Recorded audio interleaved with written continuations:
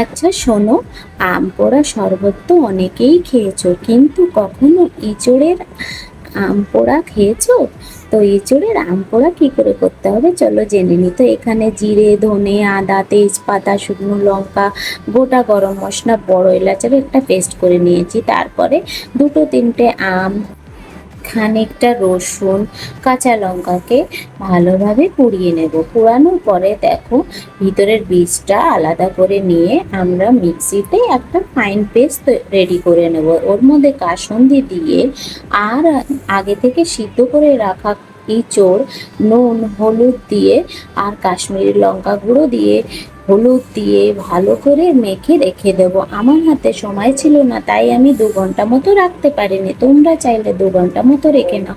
আর বড় একটা পেঁয়াজ কুচি করে কেটে রেখে তার মধ্যে ওই মেখে রাখা এঁচোড়টাকে এবার ঢেলে দিতে হবে। তারপরে এটাকে ভালোভাবে কষাতে হবে। আর টকটাকে ব্যালেন্স করার জন্য এখানে 1-2 চামচ মতো মধু দেব আর কিছুটা সস দেব।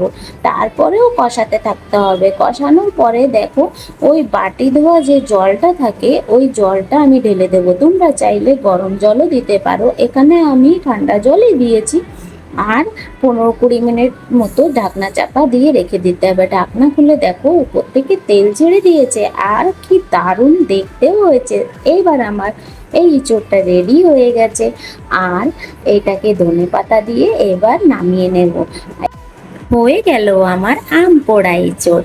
তো আমার এই ভিডিওটা কেমন লাগলো তোমরা বাড়িতে রান্না করে কিন্তু আমাকে অবশ্যই জানিও।